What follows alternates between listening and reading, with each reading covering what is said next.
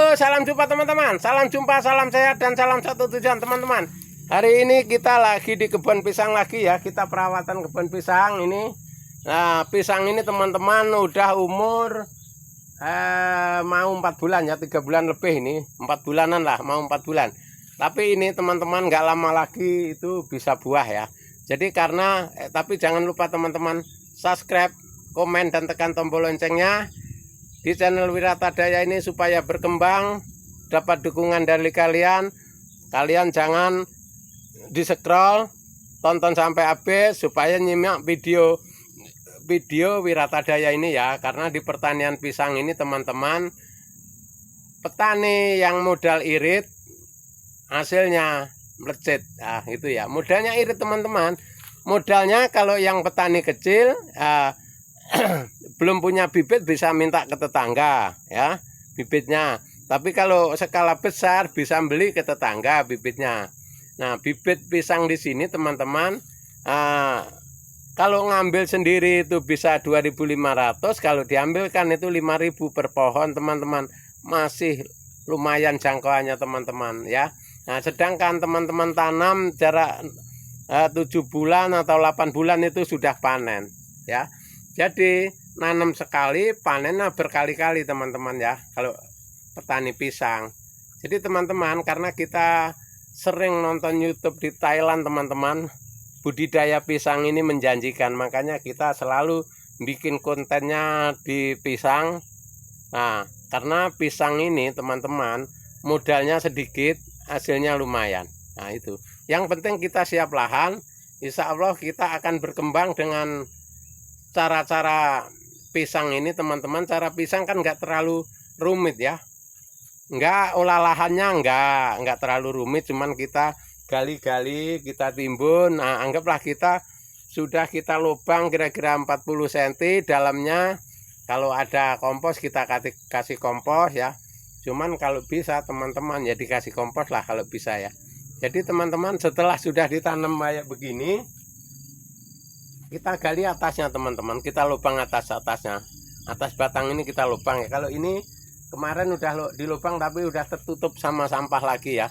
Nah, jadi di lubang itu gunanya teman-teman supaya air itu lewat di dalam, lewat di bawahnya pohon ya. Kalau tanah Kalimantan ini kebanyakan teman-teman begitu hujan lebat tanah itu laju ya, larut lah laju, jadi nggak mandek ya. Jadi kalau kita kasih lubang di atasnya itu insya Allah kita akan bagus. Karena gini teman-teman, ini saya melihat petani-petani pisang di Thailand sana, kita belajar dari YouTube itu teman-teman ya.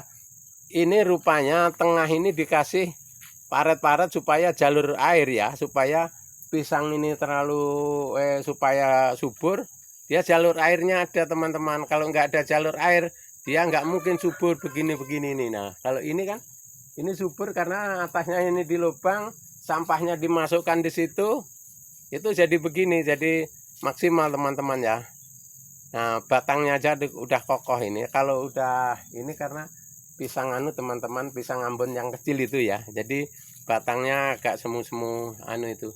Ini pisang Ambon yang kecil panjang itu ya kan.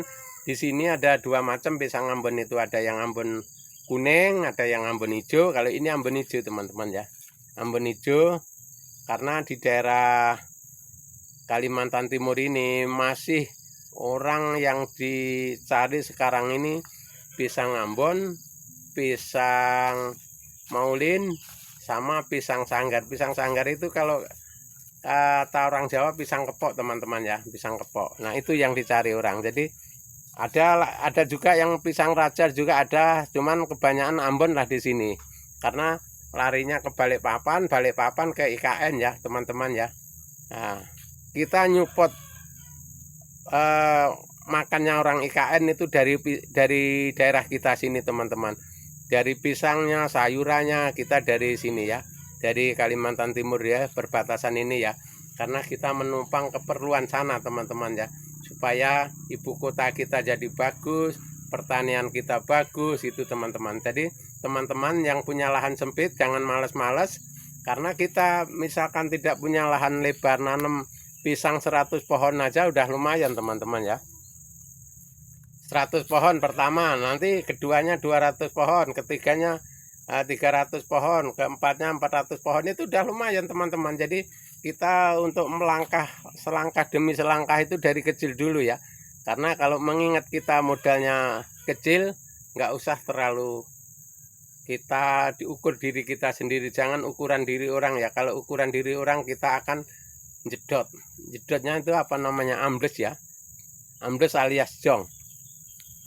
Nah itu teman-teman cara kerja kita. Yang modalnya minim kita cukup nanam pisang, tales, ubi jalar, itu aja teman-teman ya, supaya kita tidak terlalu pikiran kita mengejar rezeki orang ya. Karena orang yang punya modal nanamnya lebar, jagung puluhan hektar, nah ini sekian itu yang punya modal teman-teman, punya modal bibit ya. Kalau kita ini yang punya modal minim, mudah-mudahan kita selalu diberi kesehatan untuk nanam pisang dan tales saja sudah cukup teman-teman ya, untuk melangkah sedikit demi sedikit untuk menuju sukses ya. Nah jadi kalau kita belajar dari nol teman-teman, itu bisa ngajari anak cucu kita nanti belajar dari nol untuk budidaya pertanian pisang dan lain-lain ya. Itu ya dari nol dulu, jangan kita banyak modal dulu. Nah kalau banyak modal biasanya bisa jong, tapi kalau dari nol itu nggak bisa jong teman-teman. Jongnya di mana, modalnya nggak ada kan gitu ya. Nah jadi gitu teman-teman, kalau kita mau tidak jong, kita kerja yang kreatif dalam setiap harinya, kita selalu konsisten bekerja dan bekerja untuk memenuhi persyaratan kita tani ya. Minimal kita dalam 1,5 hari itu 4 jam kerja, sore 3 jam kerja. Cukup 1 hari 7 jam aja teman-teman kita kerja, supaya tetap awet sehat dan kita terjaga kesehatannya, kita masih punya hasil. Oke teman-teman, terima kasih, semoga bermanfaat. Sampai jumpa di video kita yang akan datang.